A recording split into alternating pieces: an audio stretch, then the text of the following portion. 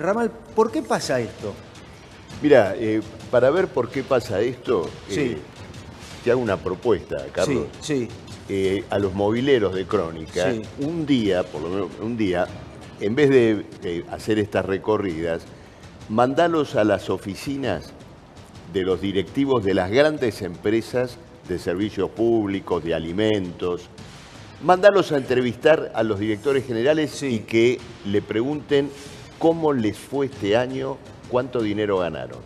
Bueno, no hace falta que Hay un vayan a sector ver, que ganó mucha plata. no hace falta que vayan a entrevistarlos, basta ver los balances. Sí. Los balances de las empresas de luz, de gas, de Sur, Metrogas y todo más, rebosan de ganancias.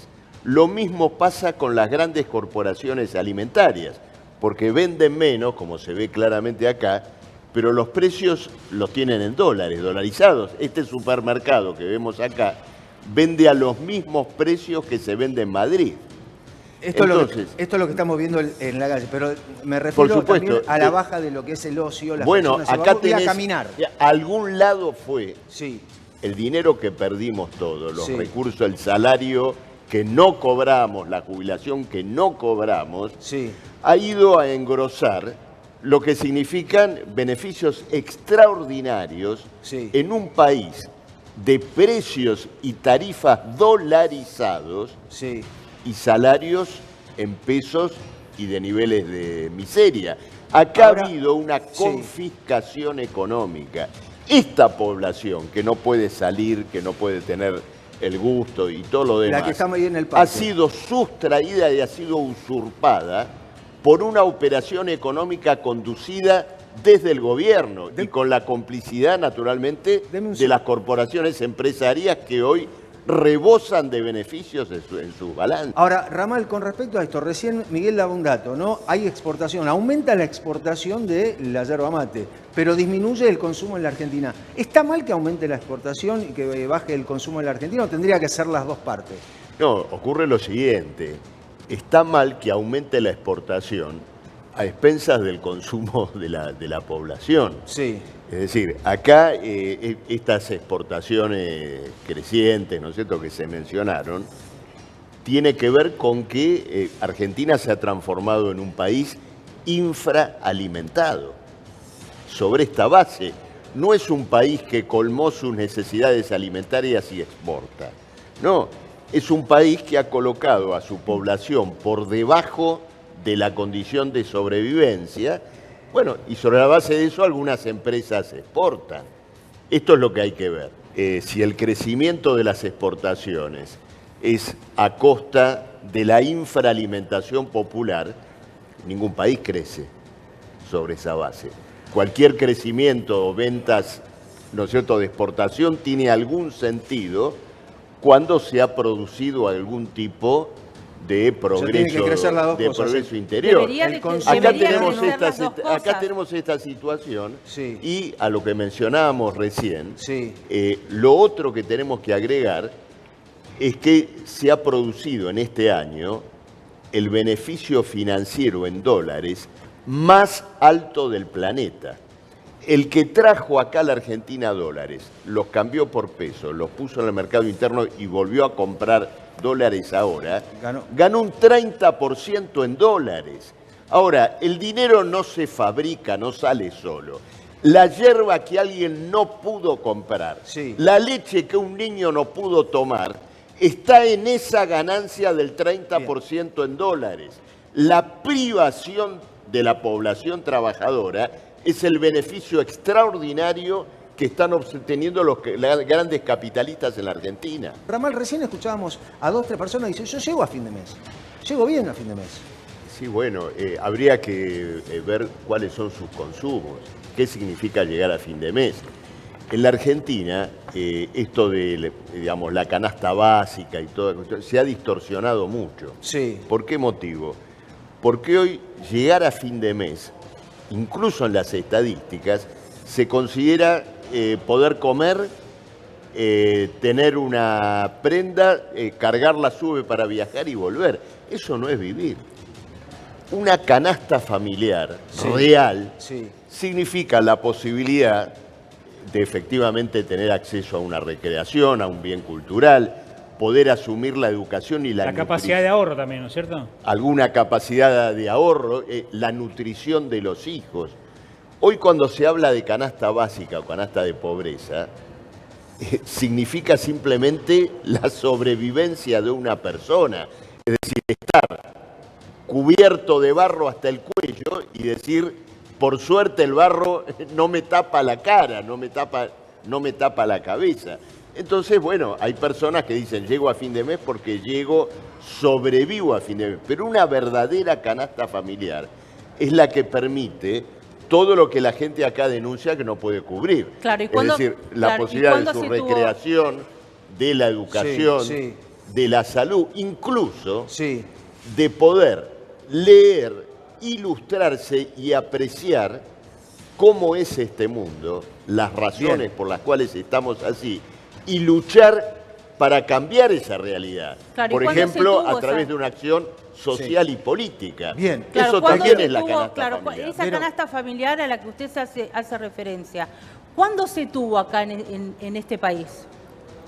Bueno, acá no es el problema de si se tuvo o no se tuvo, yo estoy hablando de un problema que excede y que ha abarcado, ¿no es cierto?, a todos diferentes, los gobiernos, desde que yo tengo uso de razón. Pero usted no está discutiendo mi argumento. Perdón. Usted no está discutiendo mi argumento. Usted está haciendo un esfuerzo por defender a este gobierno.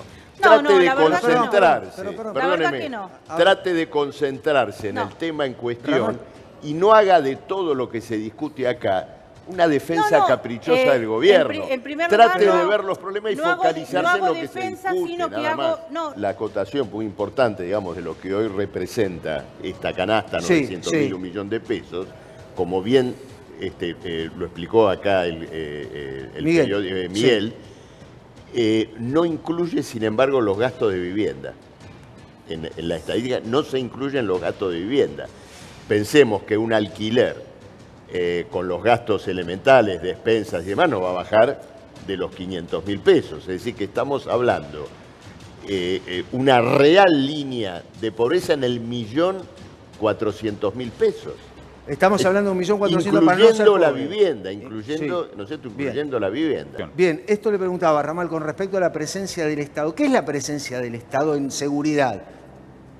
Bueno, la presencia del Estado tiene estos vericuetos que vemos acá. Situaciones de inseguridad donde, como muchas veces ocurre, el aparato de supuesta seguridad, más que una salida, es el problema. ¿No es cierto?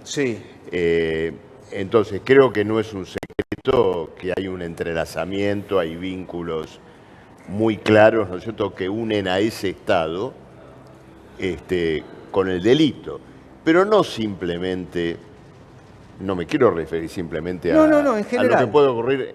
Es un problema más abarcativo y más profundo, porque, como dijo acá mi amigo, cuando se lleva adelante un blanqueo, que llega ahora a los 30.000 millones de dólares, un blanqueo que la institución internacional que se ocupa de los temas de lavado de dinero llevó incluso a que la Argentina sea colocada, por lo menos en estudio, en relación a ser un país donde efectivamente se lava el narcodinero.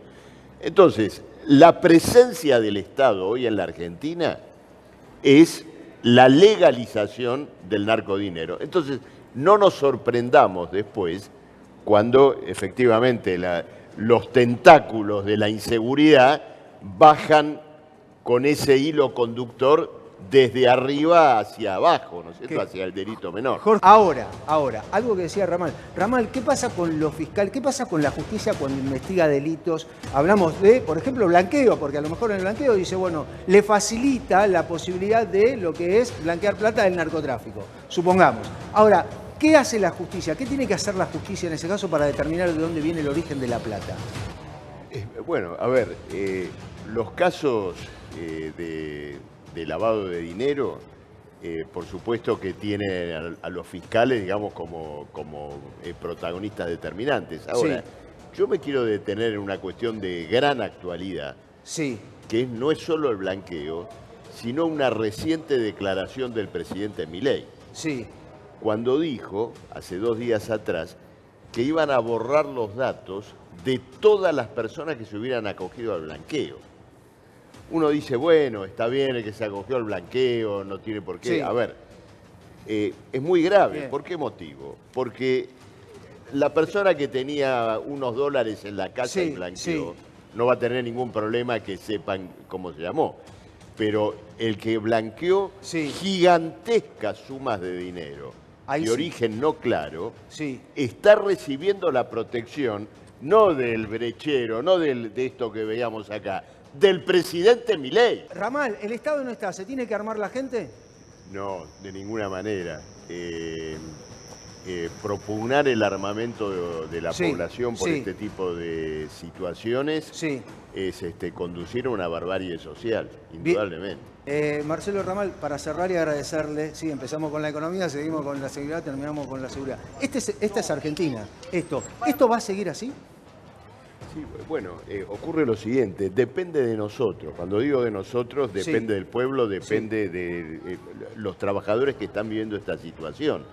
El punto de partida de toda esta situación, desde la miseria social hasta la descomposición que implica el delito, el punto de partida Sí. está en el Estado, está en el poder político, está en el gobierno, y es necesario que los trabajadores asuman la necesidad de una gran acción de lucha Sí. con sus métodos, con sus recursos para terminar con esta barbarie. En esta miseria social hay una gran responsabilidad, la cúpula de los sindicatos, que siendo responsable de las organizaciones obreras que deben Sí. dar una respuesta a la situación de caída del salario y de miseria, bueno, claramente no lo hacen. La CGT ha redactado la reforma laboral con el gobierno. Entonces, en los lugares del trabajo tenemos que ir a una Bien. deliberación para ver cómo respondemos todos los que Sí. vivimos en los trabajos, todos los que están en las universidades, en los lugares de estudio, a esta verdadera usurpación. Bien, gracias Marcelo Ramal. No, por muy favor, gentil, muy gracias a generoso de vos. su parte.